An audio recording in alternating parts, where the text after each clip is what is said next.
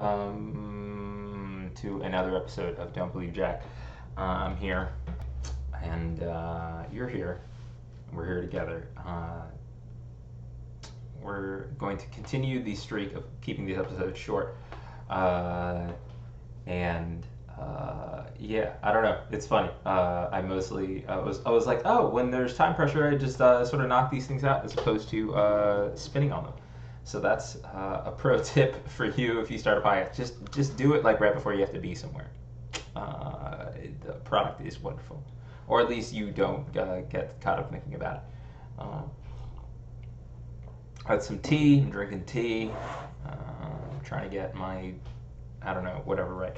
Okay, so this week, I was gonna write about this, but I also wanted to talk about it. It's crazy that Robert Mugabe is dead. I had the pleasure of being in Zimbabwe in 2004 when the land reclamation was in full swing, and the West was very angry at Robert Mugabe, and I was just like, who is this strange man, and why does he have like a little like weird Hitler mustache? Which he did in his photos, and everyone called him Crazy Uncle Bob. Even people in the country called him that, and and everyone, like Robert Mugabe, sort of became like a punchline. And it's interesting to hear his eulogy or hear people eulogizing him because people had to also. I realized that even though I was there and I could very smugly at that time when I was living there and afterwards say, oh, look at Robert Mugabe, he's so weird. Um, to actually have to acknowledge in his obituary that people are still like, yeah, but he freed the country. Like, yeah, he was like a dictator, right? But like, and there were lots of human rights abuses. But basically the country as people were like, I hate this guy, but I can't deny that he liberated the country from, uh, you know, uh, like from a white supremacist colonial government. It's just fascinating to hear those mixed feelings. Um, that he was, even though later on he was just, a dictator and a totalitarian person, that early on he was like a liberator and he was a freedom fighter and he put his life on the line to free Zimbabweans. And that matters too. And there's just such a contradiction there. So I don't know. It's cool to hear the obituary and hear all the conflicted feelings about him coming out, right? And this idea that Nelson Man and you know just to also explore all the conflict within Africa, right? Like that Nelson Mandela would never until I guess very recently. Nelson Mandela is now passed away, but before that, he wouldn't call out Robert Mugabe because he was like, "Look, that's my brother. That's we're brothers in trying to have a revolution." And that, as much as Robert Mugabe became a joke at the end, that he was this really smart, thoughtful guy on a lot of issues. And like I said, willing to put his life on the line. So I don't know. It's interesting to hear the coverage. I wonder if in general, like, it would be interesting to think of people even during their lives through the context of their obituary. Not in the sense that, like, we're going to soften over the bad parts, but in the sense that we're going to look at this person sort of in perspective as opposed to caricaturing them. I don't think like a eulogy. I don't think looking at someone has to be like it shouldn't be fair and balanced because that's its own kind of crap. Because fair and balance isn't real either. But to say we have to, look fairly at both his good aspects and his bad aspects, is a powerful, powerful idea to me.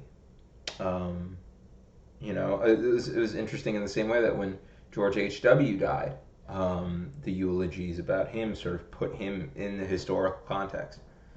Um, and I mean, I don't know. It's like maybe that's dangerous because it lets people off the hook. But maybe it's also like right because um, it puts them at a particular moment in history or a context that is interesting. Uh, that helps you understand sort of the decisions they made, but also does not let them off the hook. I don't know. Letting them off the hook, revisionist history is bad. I guess, but I guess there's no such thing except revisionist history. Revisionist history is literally, I guess, the only kind of history that exists. So yeah, it's just fascinating stuff. Just very very interesting. Um, there is a part of me that realizes that this guy was a revolutionary. It's sad. It's really sad that like he became a dictator, right? It's like it's sad that he wanted to liberate people, but he did it in a way that was actually destructive to those people and destructive to the economy. It was also interesting to hear that, as controversial as the land reform movements were, that they actually, I guess what, 15 years later, they might actually be having a positive effect. And they may have a positive effect in the long run. We'll see. Um, but yeah, I don't know. Just powerful, powerful stuff. And I don't know. Yeah, yeah, it's just interesting. And interesting to compare South Africa and Zimbabwe's outcomes. They're neighbors. They both had, basically, white supremacist regimes, and they have both, since independence and rule by the majority, which is to say black rule.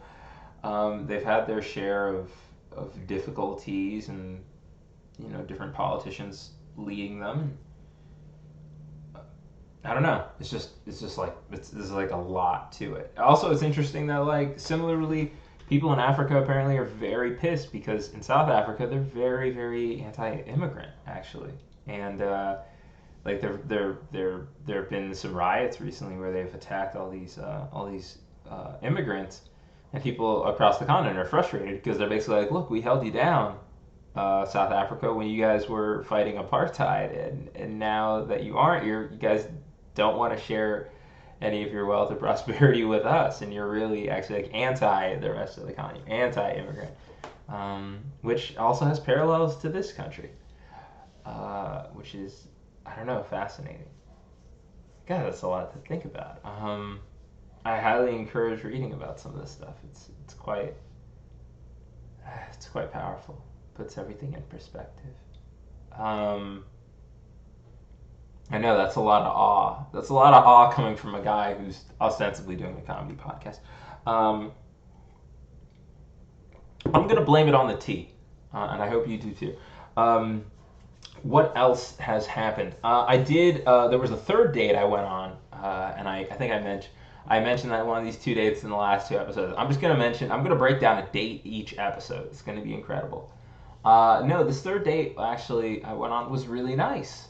I went on this date with an acquaintance from my past, and it was very pleasant. We went to hear jazz at LACMA, Latin jazz, and it was a really, really great show. It was, as shows on Saturday are that are oriented towards older people. We were the youngest. I mean, there were babies. Yes, there were babies there and families, but I think we were the youngest non coupled people were there, and we were in our mid 30s. And man, it is hilarious. It was so weird to be there and to the show's at 5, so you can get out at 7. Make out a little bit and get to sleep by 8. For all the senior citizens out there. Oh man, it was great though. It was great to see people dance. I hate salsa. Salsa is very hard for me to do. I don't like all the hip motions and the ankle movements. It feels, when I dance salsa, I feel like I'm doing an NFL drill. You know what I mean? Like like my feet are moving so much and they're moving in a way that I'm just not comfortable with. And I don't just mean physically, I mean like on a moral level. I feel uncomfortable moving my feet in this way. When I hear salsa, I think, let me get some chips.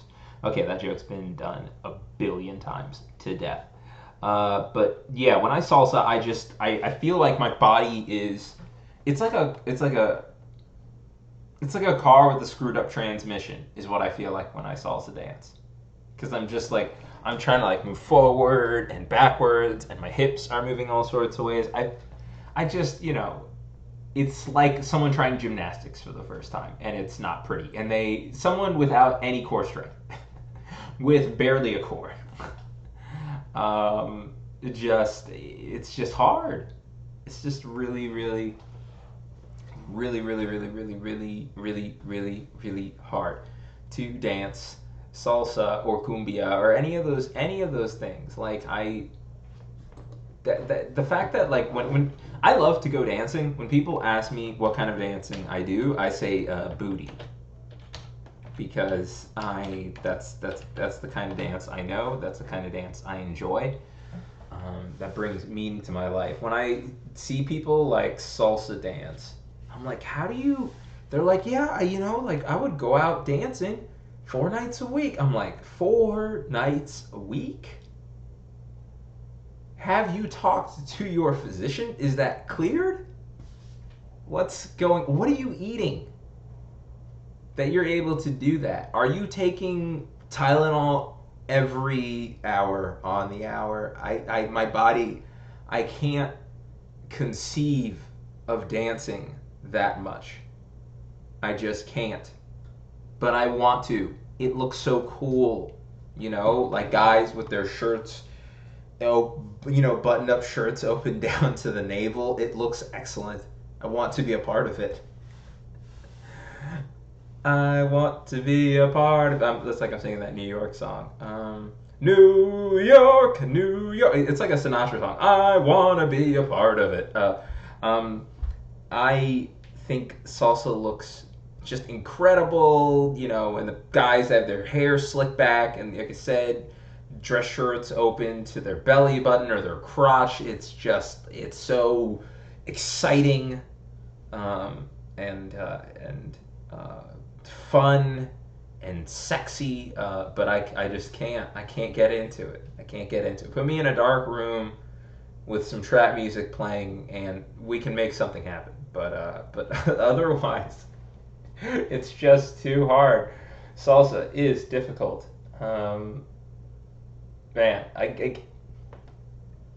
don't think I don't have any friends who dance salsa.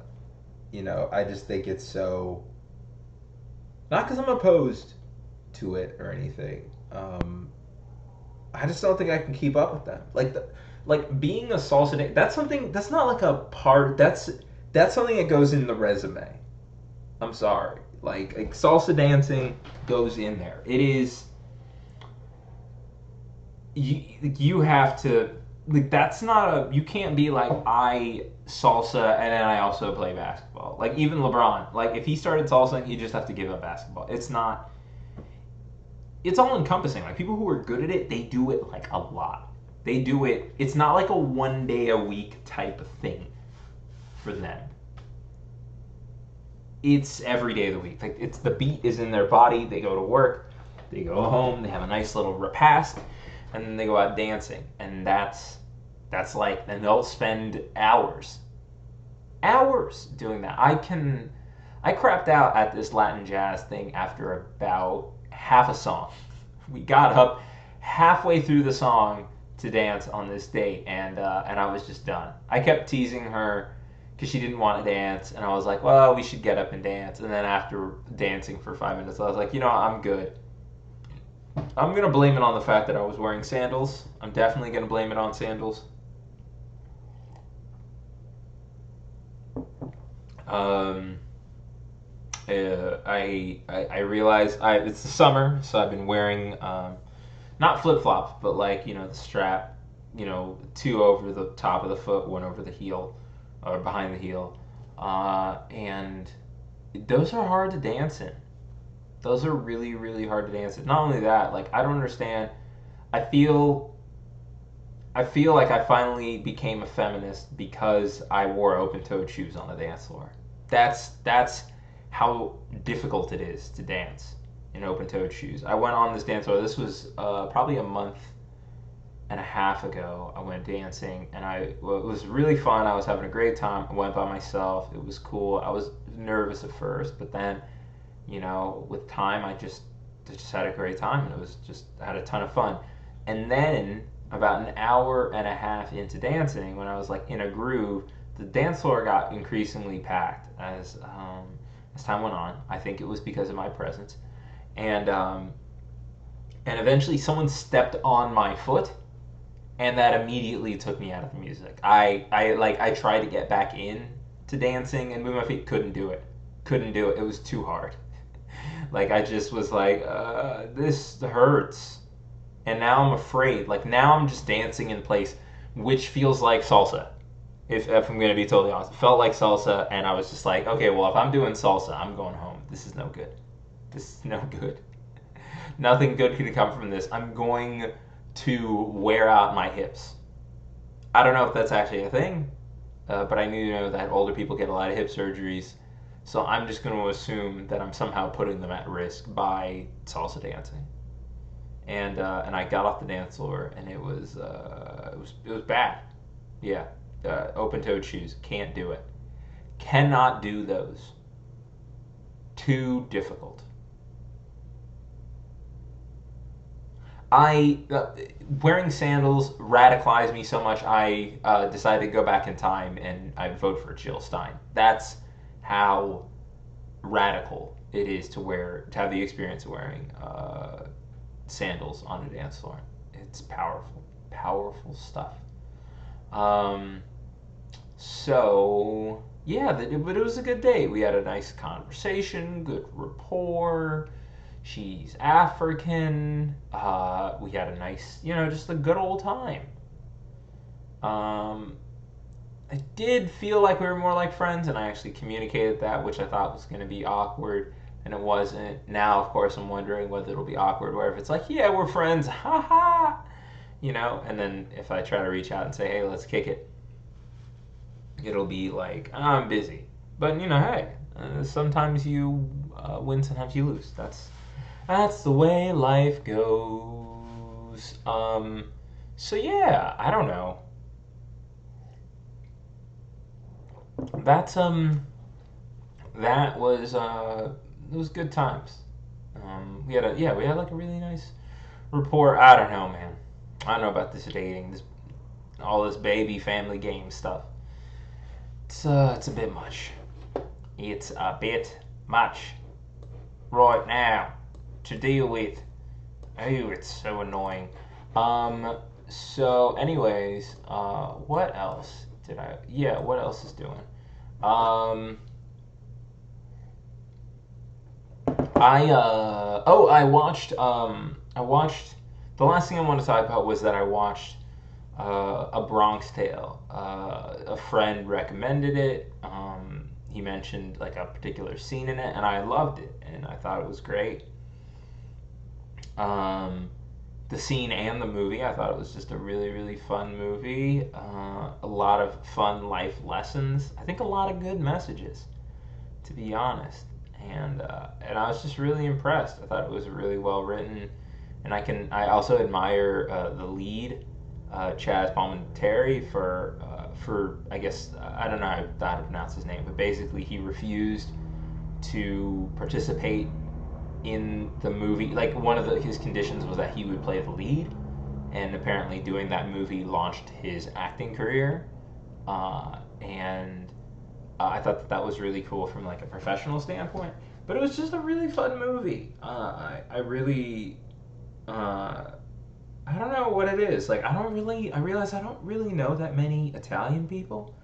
And if I do know Italian people, I think in a lot of cases they've smoothed over the edges of their ethnicity, and they've sort of assimilated to, I guess you could say, like WASP American culture. And it's just, and it was cool to see that movie because it was cool to see people being themselves and people being sort of in their culture. I don't know. Especially, it's interesting to me to see like white minority groups being in their culture. As funny as that is to say, white minority groups, but it is because it's just a reminder that like we are all a set of cultures. There's no fixed point that like all of us have to converge to. You know that we can be like different and have our own styles, our own personalities, and just being reminded like this movie takes place in the '60s. So right, he's like a second generation Italian immigrant. So like they're very much still immigrants, which I loved and could relate to. Honestly, it was funny. I didn't think I would be able to, but I mean, maybe it's relatable because they're New Yorkers. But I think it's relatable. There are lots of ways to get into the story, I guess is what I'd say, and it was cool to feel that. To feel like, oh, here's like I've sort of have had a little pact with myself that I don't really watch.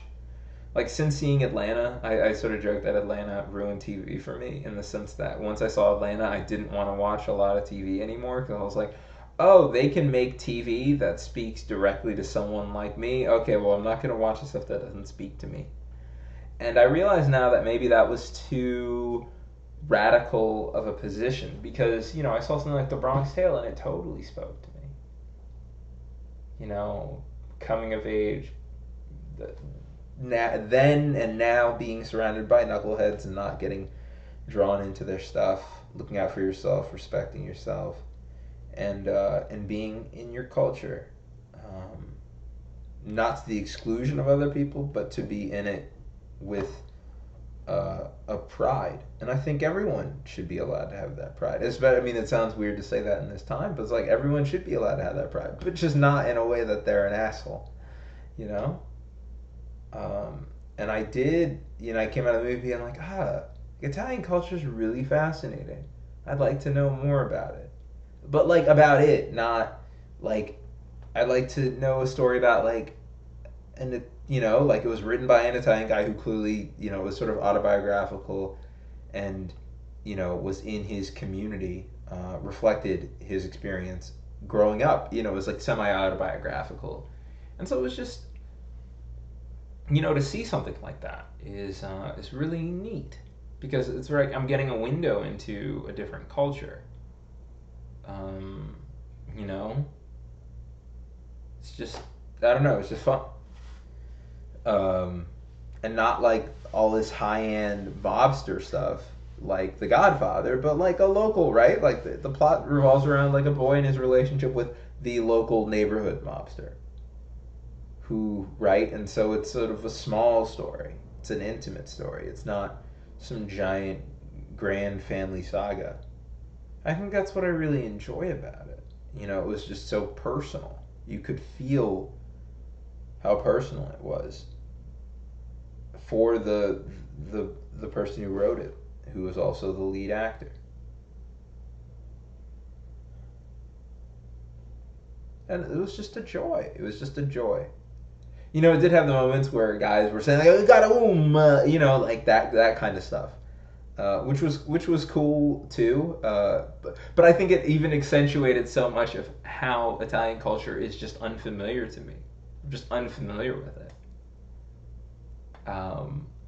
But so it's cool when you see a movie where it's like, okay, you don't know about it, where it really brings to your awareness, oh, you know nothing about this culture, but conveniently, just as you're realizing you don't know anything about this culture, here's this thing that's gonna bring you in to the culture, and sort of let you know what it's about and how people are living in it. It's just cool. Just really, really, really, really, really, really cool stuff. I don't know if there's anything else. I mean, just great lines in the story, great lessons. It was just also just cool to see like an artist, right? Like pour his soul and his experiences into a piece of work. You know? to see him just like do all that and really, I don't know. Yeah, yeah, yeah. It's just after the movie, I'm like, oh, I know what that guy's experience was like. I know his path to becoming a man, and I don't know, something really, really neat about that. And thinking about, okay, well, how do cultures? Not how do cultures, like that's such an academic question. Like, how does anyone like become a man, and how does anyone like reconcile themselves to both the joys and the limitations of their culture and their conditions, you know? So I guess what I'm saying is like it's funny because like watching A Bronx Tale was like watching Atlanta, and I really didn't expect it to be that, but I was really glad that, you know, he made the opportunity to share his experience, and and that's like, I don't know, like that's what makes art great. That's, you know, to me it's like that's what makes America great. As corny as that is to say, like it really does, you know, that kind of sharing and that kind of diversity. And even Ray, like to even be like, man, even white people are diverse. This is crazy. Anyways, that is the episode for this week. I hope you have a good time salsa dancing or doing any other kind of ethnic activity. I hope may you have your dress shirt unbuttoned to your navel. God bless and good night.